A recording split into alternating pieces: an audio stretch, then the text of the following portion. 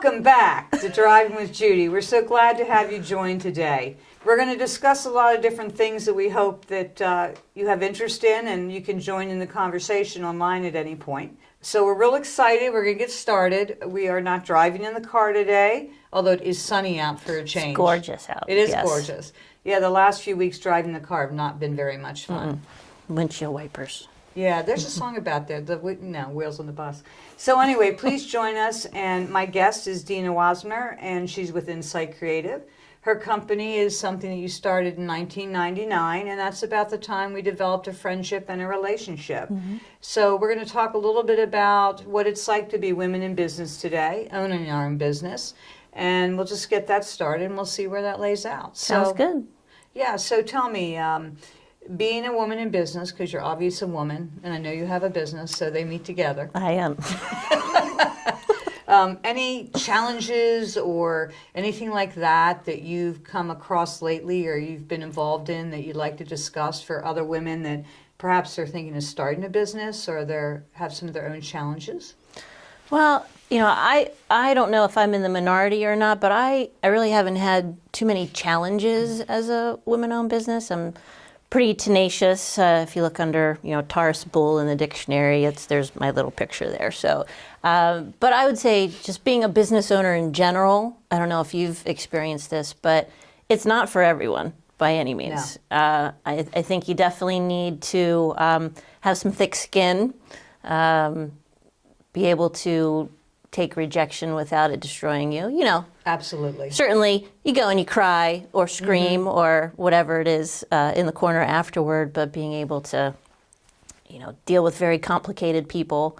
I would say it took me a while, but I got to the point where I went, you know what? Sometimes you don't know what's happening in their world. So if they're kind of, coming back at you, there's probably something going on at home or in their office, and you have to just kind of take and go, you know what? This is not just about me. So there's a lot to do with emotional intelligence. Absolutely. And a lot of people don't really know what that is all about, emotional intelligence. I've been doing a lot of reading and a lot of researching on that because being a leader as a business owner, I want to learn more about why people click, how they click, what makes them happen. But one thing I've learned over 30 years of owning my own business is that if you don't like people and you want to start a business, you better run for the hills. That's for sure. You have to like people because it's crazy and it has benefits and there's good things that happen. But there's a lot of managing and a lot of babysitting, hand-holding, as well as the joys and blessings when things go well and you see somebody shine and, all of a sudden they didn't think you could get it and then they do and they're running around crazy, having a really good time.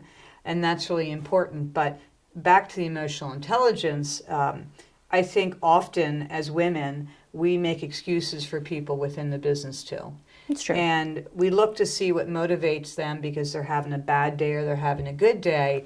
I found one of my personal negative qualities is that I will allow somebody, because I'm so empathetic, to get along with something way longer than they should have. So I'm studying more of that so I can learn when to sort of turn my click off and say, okay, that's enough. Now you're being nasty or being abusive or you're just a PIA. And, we got to stop this behavior right now. Yeah. No, I think that, over 18 years since I've had my business, there's been so many different people dynamics and working with them and figuring out how each individual needs to be communicated with. And so I've learned just very recently that every client has different ways to be communicated with. So I'm very detail oriented. So some people love the fact that I map things out and I try to include bullet points, but it's still very detailed. And then I've had a couple clients recently in different industries say, look, I'm sure everything you wrote is really important and wonderful, but can you just give me just the facts, ma'am? And, it's funny after all these years that you're still learning and realizing, okay, just because it works for me doesn't mean that it works for everyone else. Well, that's true. And email communication is really rough because I know a lot of times you have a client and their need is to have a mailing list. And the mailing list has a lot of different needs, demographic, psychographic, and we go back and forth and back and forth. And then I'll send you, like 86 pages of this list was developed by. And not everybody likes that. I think what annoys me in business is a lot of people don't want you to call, and unfortunately, that's really hard to build a relationship with when you won't get on the phone. But I have clients that will not put their phone number or their signature on their email. It almost says, "Don't even call me. Right. Stay away. Danger, Will Robinson." Right? And so when you finally get the phone call, "Can I call you?" "Sure." You've spent 6 emails getting their phone number, and then they don't answer. It goes to voicemail.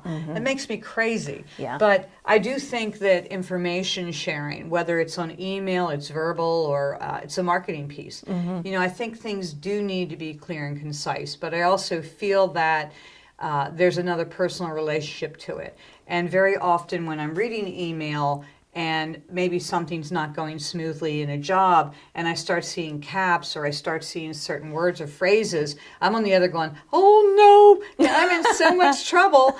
And that's because you can't really develop a relationship with email, but you hear the words and you build this experience. You put an ending to the story, and sometimes I'll find out that it had nothing, like you were talking about, to do with me. Right. Their dog just got run over, or, their baby just spit up on their arm, or whatever it might be. And so it's really hard to communicate that way and figure it out. When we're talking, whether it's verbal or it's on email, one thing I'd like about working with you is that you are so succinct and your information is exactly what I need because you're a marketer and you get it. Unlike the messages that are so cryptic, you're wondering what that meant, and they're not filled in with information, you need more information. It makes it hard to get a job done for anything when you don't have all of the pieces of the puzzle. That's right. Yeah. I just told a client earlier today, we're kind of tag teaming on something, and he said, "Well, I have this and I have that, so you think we can get this back tomorrow?" And I said, "I'll tell you what, do what you can on your end, fill in all the pieces, and then shoot me an email when you have that, and then it'll be just much more streamlined, and we can get it done more, more efficiently, and everybody's happy." It's like, okay, yeah, that's a good plan. So it's funny just how I think everyone gets to the point where they almost want to check things off their list. So if I push it over to you, then I don't need to think about it anymore. But then you wind up having the 6, 10, 20 emails, and you go, "You know what, just send me one. Right. And then let's have a phone call and go, number 3 down here. What did you mean by that?" Save a lot of time and energy and frustration. But you're right. People want instant gratification with their communication. And I try to I'll lay 1A, 2B. And what I'll find out is 10 questions. Do you want to mail it bulk rate or first class postage? And just very easy things that I need to know. Do you want to mail a postcard? What size? And then it'll come back and there'll be 10 things, 4 will have answers and 6 won't. And then I send back again now in red, and then they send back in green, and I send back in blue, and I'm like, "Can you just pick up the phone?" Don't you love technology? Yeah, technology. Yeah. I think that I have so much more paperwork than I ever had before. Our folders, when everything was done on paper, phone calls, and this old-fashioned fax called a quip, and it was a quip machine. It was a cylinder, and you put paper in it. You had to tighten it up. So when you're at the bank and you put the money in at the ends, and it would go round and round and round and round, and it was just circling, right? And if it didn't hold, it would start flip, flip, flip, flip, flip, flip, and you had to take it out and start over again. It was like almost a thermal printing using a pen. And it was so difficult to do. But yet, everything else was phone calls and notes. The folders were like this big and the jobs were completed instantaneously. Right. Now with all the now with all of the emailing and the digital conference and everything else that you're doing, my folders are so heavy. They're like my purse. Everything in the world fits in them, and toothpaste too. So for me, trying to be objective with my clients and serve their needs, or even employee communication, I try to make it clear and concise like you do. But still, it just doesn't always seem to get through to the other person. And that's a real challenge for me in owning a business, is making sure that my messaging and my questions and the things I want to tell my clients all make sense to them as well as me. But we don't have like, email communication or correspondence 101. So there's a lot in there that really just makes no sense. And I think it really develops pockets for error, and also adds so much more time to it. So I find that to be one of my challenges because, no one wants to pick up the phone. No, it's true. And it sounds like we should both go on Let's Make a Deal with our purses. Isn't that the one where they come in and they go, who here has a Q-tip, or random stuff? Not a dirty Q-tip. Yeah, no, we don't want that. But no, I have the same giant purse and, I've got a tape measure I pulled out one day, just all kinds of crazy stuff.